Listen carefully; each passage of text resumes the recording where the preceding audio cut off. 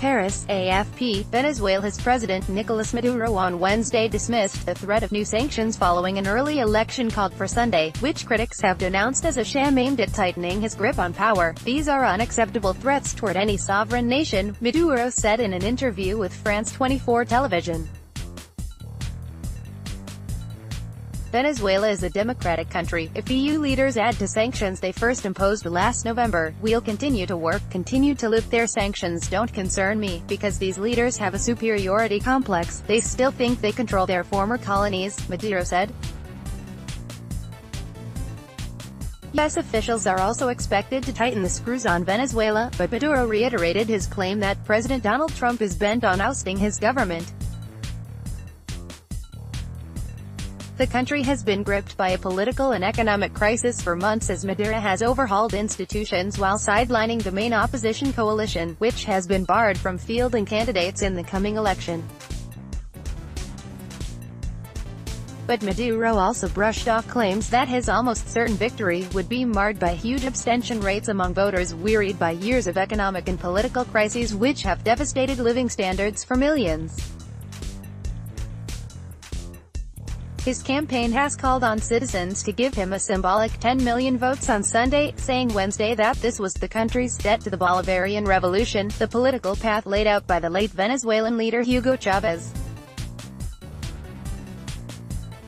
Asked if he would then dissolve the National Assembly, which is dominated by opposition groups, Maduro said, "The idea seems a good one. He has already bypassed the parliament by setting up a constituent assembly packed with Maduro loyalists, though the body has not been recognized by foreign governments or the European Union."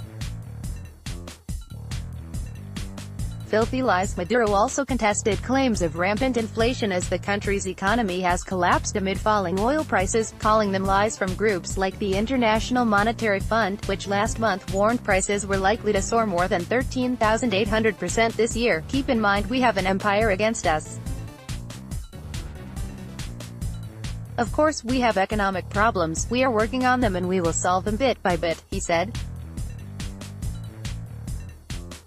But he said Venezuela would in June undergo an unspecified monetary conversion to ensure the country's stability. He also denied claims that thousands of Venezuelans have fled the country in recent years, with the Red Cross saying this month that 1 million had crossed into neighboring Colombia last year alone. "You have your information, and we have ours," Maduro said, claiming that Venezuela had welcomed some 5.6 million Colombians into Venezuela. "It's the opposite. Venezuelans are coming back once they have realized the beauty of their country," he said. "A lot of hope. There is an order, a goal, a national project for Venezuela.